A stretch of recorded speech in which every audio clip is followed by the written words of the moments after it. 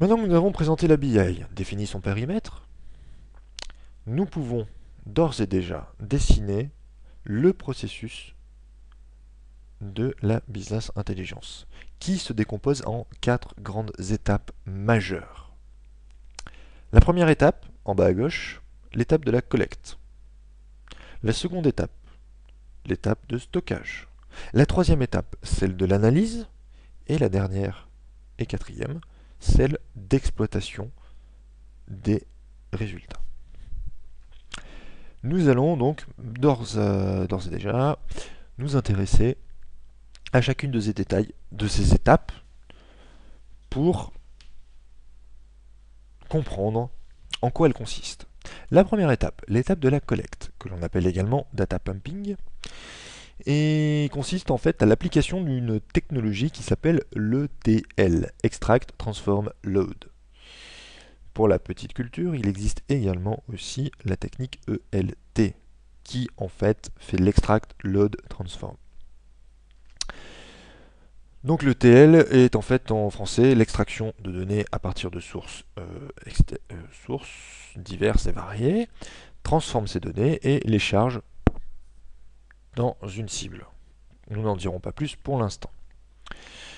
Quelques problèmes récurrents et majeurs qui apparaissent lors de la collecte, qui sont la collecte d'informations disponibles en plein texte, c'est-à-dire en texte brut, sans aucun formatage précis, et qu'il est difficile d'automatiser via les outils existants. Et donc, une vérité vraie lors de la collecte, c'est l'augmentation permanente du volume de données collectées. Une fois que la collecte a été effectuée, donc on a identifié les différentes sources, on est en train de récupérer toutes ces informations issues de toutes ces sources de données, il va falloir les mettre quelque part, toutes ces données. Eh bien c'est l'étape de stockage, qui, en plus de stocker les données, ne les stocke pas de manière bête et méchante si j'ose dire. Elle permet de les filtrer, de synchroniser, de nettoyer toutes les données en fonction de différentes contraintes, différentes méthodes propres à l'entreprise. Là où on stocke ces données, mais ce sont dans des bases de données relationnelles, donc basées sur le modèle relationnel. Ces bases de données sont appelées également des entrepôts ou en anglais des data warehouses. Ces data warehouses sont conçus suivant ce qu'on appelle le modèle en étoile, qui est propre aux bases de données relationnelles destinées à travailler dans le monde multidimensionnel. L'explication du modèle en étoile ne fait pas partie de notre épisode ici présent, mais ce sera l'objet d'un épisode ultérieur dans la saison 1, je pense. Et pour la petite culture, toujours, en plus du modèle en étoile, vous avez le modèle en flocon, qui est un modèle en fait amélioré du modèle en étoile, beaucoup plus complexe. Voilà.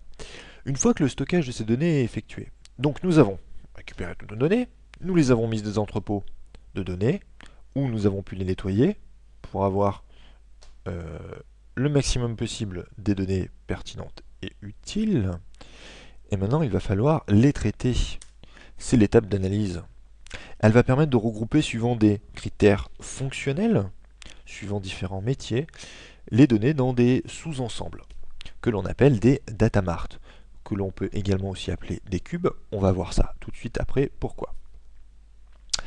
Pour un petit peu comparer le data warehouse et le data mart, en entreprise, on peut avoir une vision soit horizontale, soit verticale des données. Horizontale, c'est-à-dire une vision transverse, toutes les données de l'entreprise, on balaye tous les spectres de métiers de l'entreprise. Et une vision verticale où on prend uniquement un petit morceau de l'activité de l'entreprise.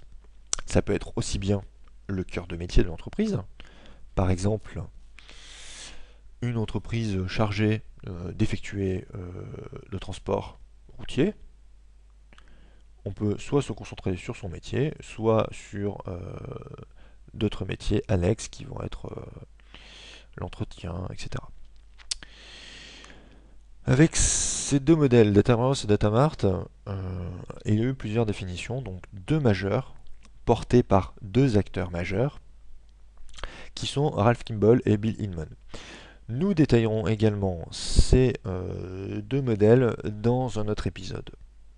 Pour l'instant, il suffit juste de savoir qu'il existe deux visions plus ou moins antagonistes du data warehouse et du data mart.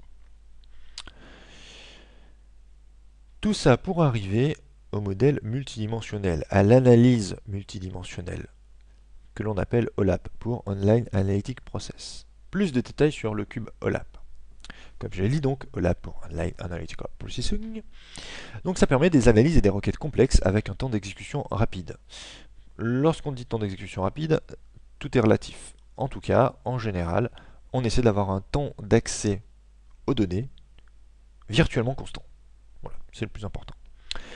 L'analyse multidimensionnelle est élaborée en 1993 par Code, Monsieur Code.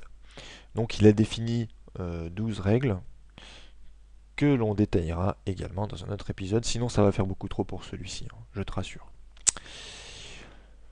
Également pour la culture, il existe plusieurs modèles OLAP. Nous avons le multidimensionnel, le plus courant, le relationnel, l'hybride qui utilise à la fois du multidimensionnel et du relationnel, le desktop qui en fait permet de déporter le traitement des données sur le poste client, le spatial qui lui est destiné uniquement au traitement de données géographiques. Et d'autres modèles naissent, pas tous les jours, mais il existe de nouveaux modèles qui ont été créés depuis. Voilà. Pour comprendre un peu plus le LAP, et donc ce qu'est le cube. Je vous rappelle, un cube datamart, base de données. Donc dans un cube, nous avons des données. Ce qui change par rapport à une base de données relationnelle, c'est la manière de stocker cette donnée. Et c'est la manière de restituer la donnée. En fait, au lieu d'avoir des tables, ici, nous avons des axes. Comme on peut le voir sur un cube, avec trois axes, ben, effectivement, dans l'espace, ça nous donne un cube. Et la donnée se trouve au croisement de ces trois axes. Par exemple, on prend sur l'axe time le premier trimestre, croisé avec le pays, n'importe, l'Australie par exemple, là, et une source qui est par exemple la mer.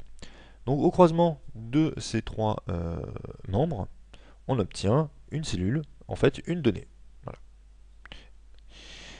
Ce qui est intéressant également avec l'analyse multidimensionnelle, du coup, en plus de pouvoir croiser entre différents axes d'analyse, qui peuvent avoir un sens métier ou un sens organisationnel, etc., c'est de pouvoir effectuer des rotations des axes, pouvoir moduler, pouvoir visualiser soit juste un trimestre ou une année, etc.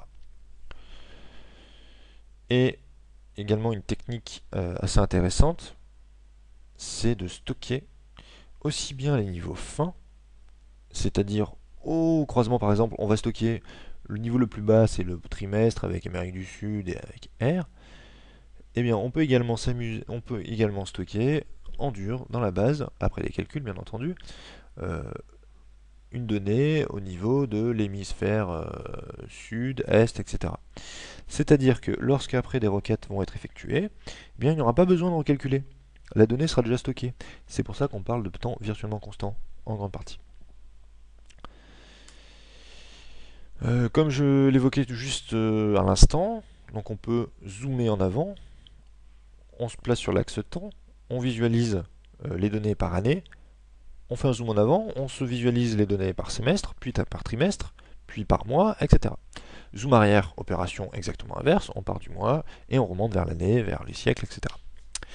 Une autre opération, le driss-through, qui est l'extraction de données. Donc on extrait une partie du cube. Et le slice and dice, qui est en français le haché menu. Là, une partie beaucoup plus complexe, un autre épisode, comme tu l'auras deviné.